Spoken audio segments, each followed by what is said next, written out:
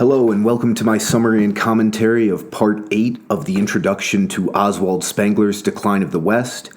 This is a section where more of Oswald Spengler's proto-postmodernism will be on display, and more of what I would call his doctrinaire relativism. So let's get into it. He begins by saying that philosophies and histories think in continents, with their furthest horizon not extending beyond the intellectual atmosphere of Western man. So he's continuing with his theme from the last section, where he chided historians from following the page of geographers too much. He goes on to say, "This casts doubt on any historical conception that they advance as universally valid." And he may well be right with that, but he himself is also advancing a universally valid conception of history, that each historical entity, and for him the only entities of any historic importance are cultures, the high cultures, and the ones that have a historic feeling to them. And I mean, he certainly thinks the classical and the Indian high cultures, even though they have ahistoric souls, he would say. He certainly thinks they're of historic interest, but by and large, he thinks world history is just confined to these high cultures, whether or not they have a historic or ahistoric soul. And this for him is universally valid, and this for him is very important. It's almost deterministic or fatalistic that each high culture is going to have a life cycle similar to any organism. So as much as he's casting this aspersion at others, it may be equally applicable to his own project. And he says, when Plato speaks of humanity, he only means Hellenes, he only means Greeks, in contrast to barbarians. But this is entirely consonant with the ahistoric mode, Spengler says, because the Greeks were more focused on local matters, just the polis and just the bodies. They revolted at the infinite, at space broadly. So he's saying, it's entirely consonant with this ahistoric mode for them to view themselves as the only true humanity. There could be some truth to that. I think there is truth to that. Now, whether it's the whole truth and nothing but the truth, that might be another matter. And we could contrast this with a guy like Alan Bloom, who I misspoke in another episode. I spoke and I said he was Harold Bloom. I mixed up their names.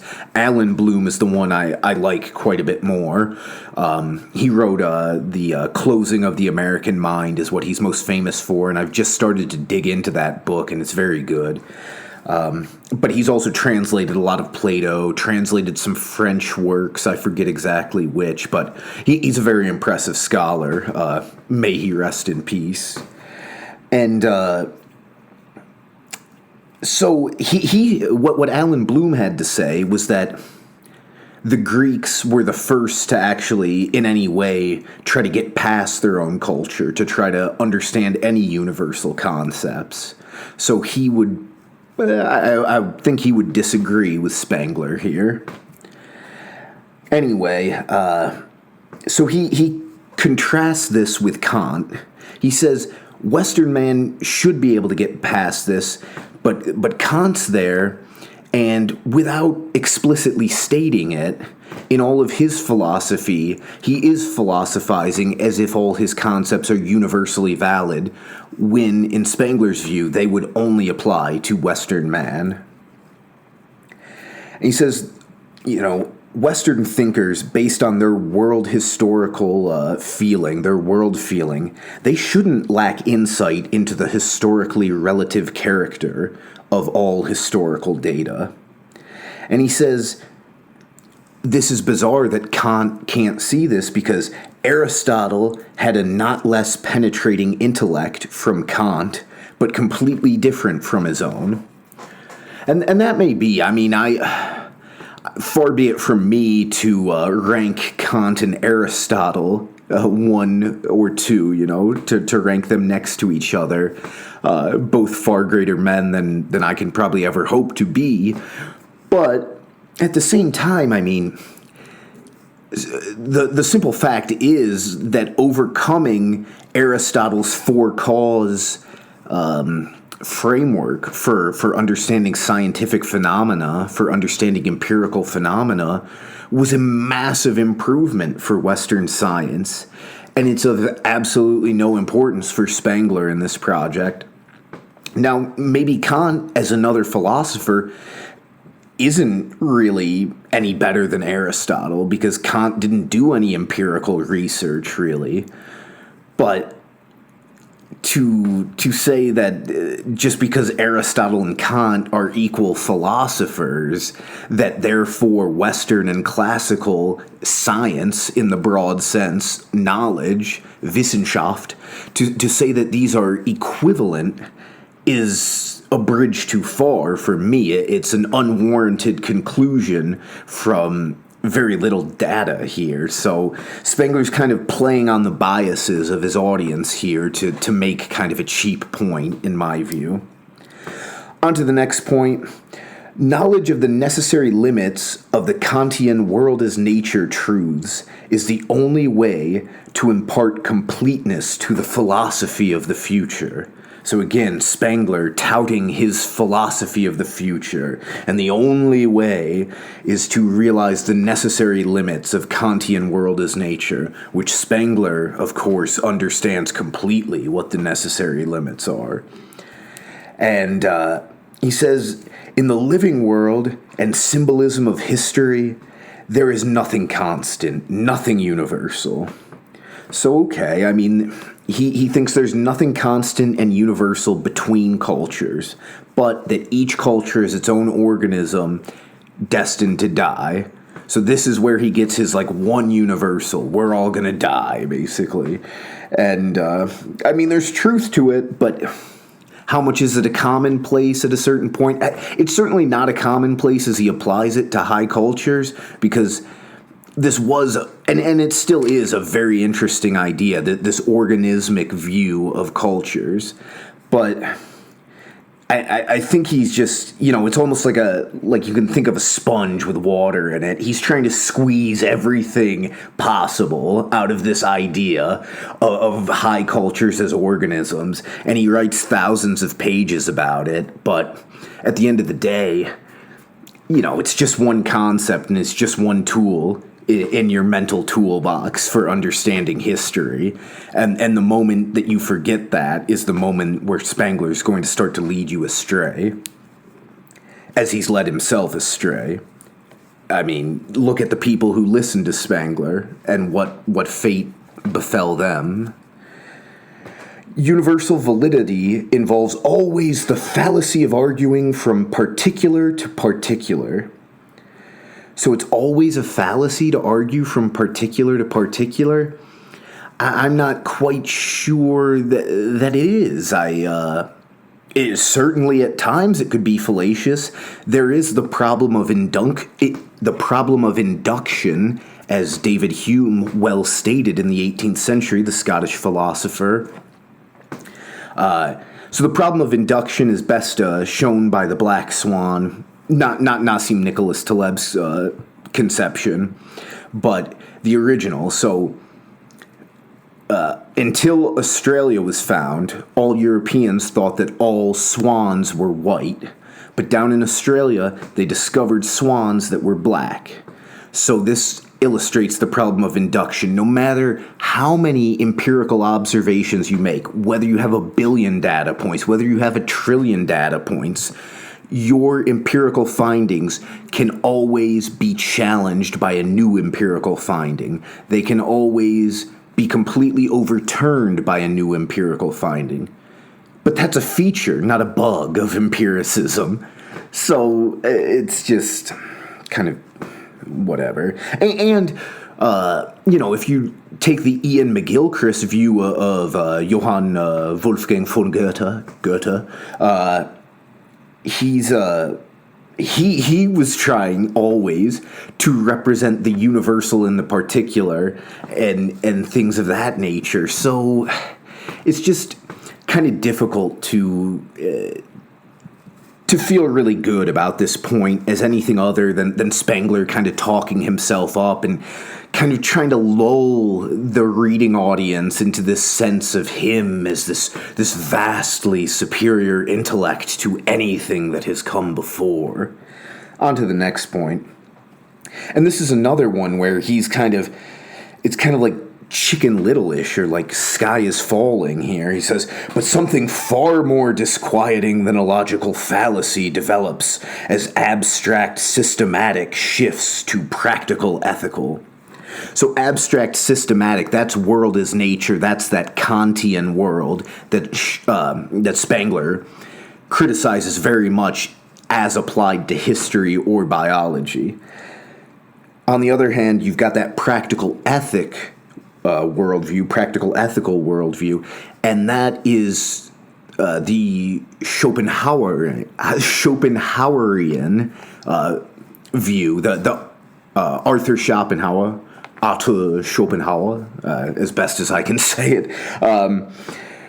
So he really never has a kind word for Schopenhauer, and that's kind of strange because, I don't know, there's a lot of German philosophers who don't think very highly of Schopenhauer, and maybe that says more about them than it does about Schopenhauer, because I think he's got good things to say. I don't know. I haven't fully, ever sat down and read a Schopenhauer book cover to cover, but whenever I see his quotes and I see someone discussing his work, he seems to have very insightful things to say.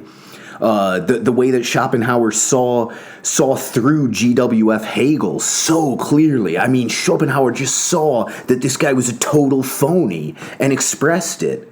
And it's clear as day. And that's brilliant. And he's got great quotes, too, talent hits a target no one else can hit. Genius hits a target no one else can see. I mean, that's poetic, that's beautiful, and it's insightful. And he's got many more. I remember when I was an undergraduate, it was just the epitaph before some chapter in a psychology book, because that was one of my majors as an undergraduate. And psychology is kind of a bogus field. I wish I had studied philosophy or physics or something else, maybe math, I don't know. But Spengler, some of his best things are when he's making fun of psychologists and other people. We'll get to some great quotes about that at some point. But he doesn't seem to have much respect for Schopenhauer. Oh, and that epitaph in my psych book, it said, reading is thinking with someone else's brain. And that's just great. I mean, it's just a nice insight. And for me, any thinker who can write good epigrams, who can write pithy quotes, is probably a very good thinker on a lot of levels. But for Spengler, Schopenhauer is a harbinger, a symbol of degradation in Western philosophy, because now he's not focused on all these big Kantian categories. He's focused on what Spengler calls the problem of life, as opposed to the problem of cognition, which is the problem that Kant is more interested in. So he chides Schopenhauer for being, what do I want to say? For focusing on the practical, ethical dimensions of life, focusing on how best to live one's life. So for Spengler, this is a big problem, and there is some truth to it, right? I mean, it's far better to live life than to sit in your house reading books, reflecting on, what is the best way to live life, and this and that. For Spengler, that's the death of creativity, because it's the death of spontaneity. It's the death of you unreflectively just expressing your character through your art. So this is a big concept that was a very big concept for Goethe. So if it's a big concept for Goethe, it's going to be a big concept for Spengler. And that's just the way it is with Spengler. His axiom, Goethe is always right, Darwin is always wrong, and basically Schopenhauer is always wrong. And, Spengler's very doctrinaire. He's very doctrinaire while he tries to pretend that he's not. And that's what I have a big problem with. So he says that problem of cognition versus problem of life. And then he criticizes Nietzschean history as failing to transcend ancient, medieval, modern. And, he says, for his conceptions of decadence, militarism, the transvaluation of all values, these all lie deep in the essence of Western civilization and are for this civilization of decisive importance, but are of no relevance whatsoever for any other culture or civilization. So, I'm not quite sure about that, but there's truth to it, but again, is it the whole truth? Is it nothing but the truth? These are always difficult questions with Spengler. And then he's just got a paragraph of rhetorical questions to try to show that nobody from one culture can understand somebody from another culture. So, what is Sophocles to an Indian? What is Zarathustra to a Japanese? What is the Superman to an Indian or a Russian? The Übermensch. So again, he's just, and this is going to be pretty funny in light of something he says on the very next page, or the page after, but we'll get to that. So he's got yet another paragraph just full of rhetorical questions, of which he wants the reader to supply the answer that supports his view. And then he goes on to speak about Henrik Ibsen. That's my best Norwegian impression there. But, because I've never studied that language. I was actually talking to my buddy from Norway the other day. It was real nice. He was saying that even Swedes make fun of them for having a sing-song accent, which is pretty darn funny. But, so he's talking about these Ibsen works and how they're not of real world historical importance, even as popular as they are at Europe at that time. Because these aren't eternal problems. These woman problems of Ibsen's plays in the late 19th century, they're just based on the values of the metropolitan intelligentsia of the civilized phase of Western culture. And he thinks that these sorts of spiritual values and problems can only exist between 1850 and 1950. So that actually does give us a bit of a hypothesis we could actually test. And I haven't, to my discredit, I haven't gone about and tested that hypothesis just yet. But, to the extent that Ibsen's plays still speak about problems that people post-1950 would understand or would have resonance with them, then maybe this timeline's not that correct. But again, I'm not trying to quibble with the guy. If somebody in the 70s or the 80s or even today, still has Ibsen resonate with them, I don't think, that's a conclusive disproof of his idea, or conclusive refutation is probably a better way to say it, but it's certainly important for us if we're trying to reason towards the best hypothesis. Again, if you're testing hypotheses in real life, virtually nothing is going to be airtight in the sense of world as nature in Spengler's conception, in the sense of logical necessity for, a modern English speaker. If P, then Q, P, therefore Q. You're not going to get a whole lot of that in the real world because it's more complicated than that. But, his prediction here does give us a bit of a hypothesis to test to the extent someone wants to test it.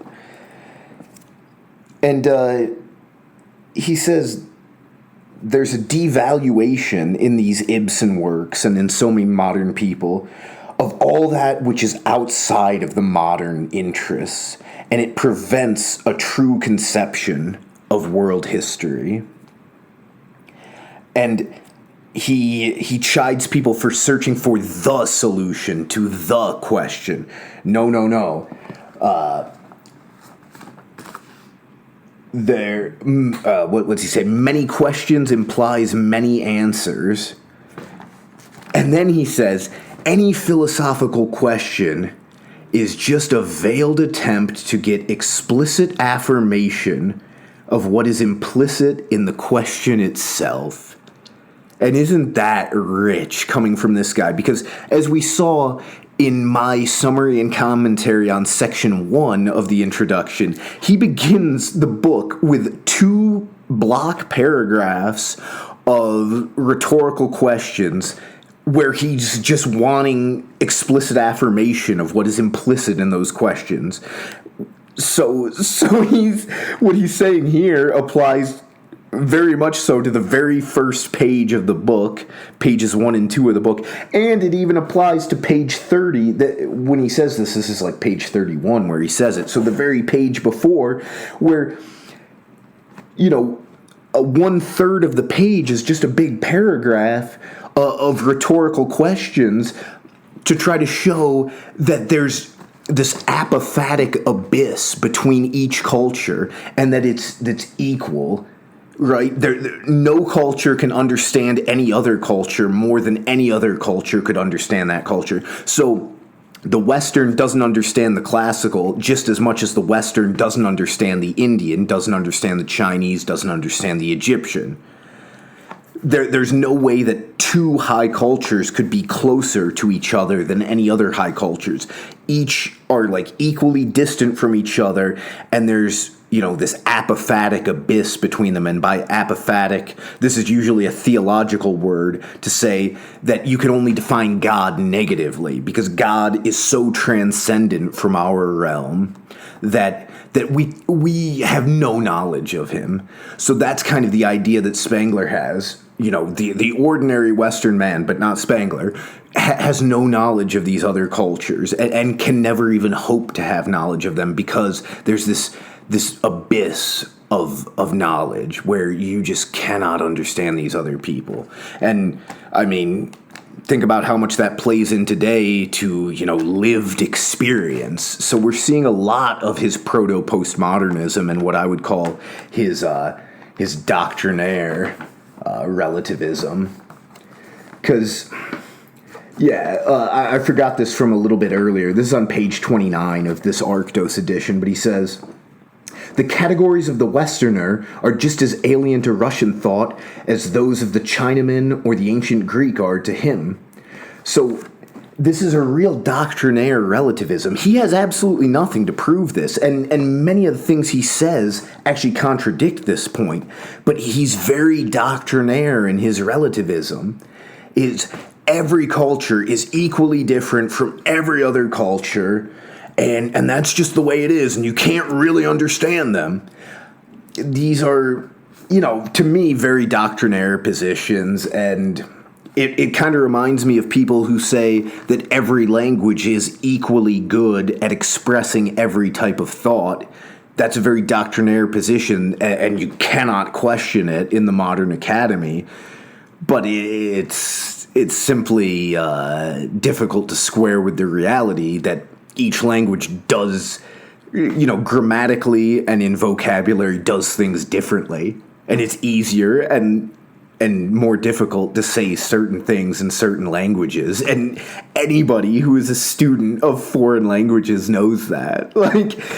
So it's just, he's a doctrinaire relativist. He is a pioneer of the doctrinaire relativism that dominates the academy today, even though most people would not acknowledge him for his importance. And he says, the great questions of any period are fluid beyond all conception. Ooh, fluid beyond all conception. Well, then what's the point? What's the point of even doing this if they're fluid beyond all conception? This is redolent of, this is reminiscent of kind of the vision of the anointed, as Thomas Sowell would say, where, things are just so complicated that how do we get a grasp on this? It's just fluid beyond all conception, and, you know, we implemented this policy that was supposed to help people, and it had, the stats make it look like it had the negative effect, the exact counterproductive effect of what we wanted, but that's because everything's so complicated. It's fluid beyond all conception. So we can see a lot in this section where Spengler himself, might be a little bit of a BS artist, and Spengler's way of thinking is certainly a refuge for the BS artist. You can use a lot of Spenglerian concepts to be a bullshit artist and to try to cover your tracks. So then Oswald Spengler seeks a group of historically limited solutions judged by impersonal criteria. Now, what exactly those impersonal criteria are, not totally clear, but that's going to be fleshed out from his comparative morphological approach. Now, to the extent it's fully impersonal, I have my doubts about that. And he says, the real student of mankind, this is where it gets really doctrinaire, the relativism. The real student of mankind treats no standpoint as absolutely right or absolutely wrong. I mean, nothing could be more postmodern than this. The real student of mankind treats no standpoint as absolutely right or absolutely wrong. And this also kind of illustrates Motte and Bailey tactics, because if we take a minimal interpretation of this, okay, it's obviously true. Each person has a different standpoint. You look at me, Pierce Smith. Am I absolutely right in my standpoint on every issue? Most certainly not, right? There's things I'm wrong about. There's things I'm right about. Try to be as right as I can. Try to minimize the times I'm wrong, but that's just life, right? So if we look at that, that's the Motte, this minimal perception. But he's trying to say that there's no standpoint that's absolutely right or wrong. If you take that in a maximal way, where you say, well, 2 + 2 = 4, that's absolutely right. There is no culture, there is no society, there is no logically consistent or even, just a conceivable world with any sort of reasonable framework in which 2 + 2 does not equal 4. So, again, that would be the Bailey. Now they're saying, well, no standpoint. I mean, are you always correct? Well, yeah, if you apply it to the person and their standpoint, yeah, you're basically right. Nobody's absolutely right and nobody's absolutely wrong. Even a homeless man in the gutter, has good characteristics and could teach you something about something, right? Everybody could teach anybody else something about something. But if we take the Bailey, if we take this maximal interpretation of what Spengler's saying, it's really hogwash, and it's really, again, a refuge for a bullshit artist, these postmodernists, these neo-Marxists. This is where they're going to have their fun with these kind of vague, broad, totally unjustifiably self-assured statements. And then he says, for other men there are different truths, and a thinker must admit the validity of all or none. So again, very doctrinaire, very absolutist. I mean, he's making a universal statement right now, and just a page ago, he's criticizing any universally valid statements, or any statements that purport to be universally valid. So again, there's so much hypocrisy in this book. Like, when you actually start to look deeply into this book, it's just filled with hypocrisy. It's a very interesting book. It's better than anything I've ever written, I can tell you that much.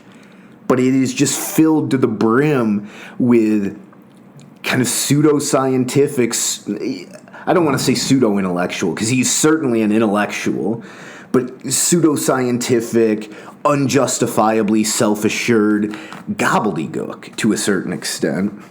And that's why there's so many pages.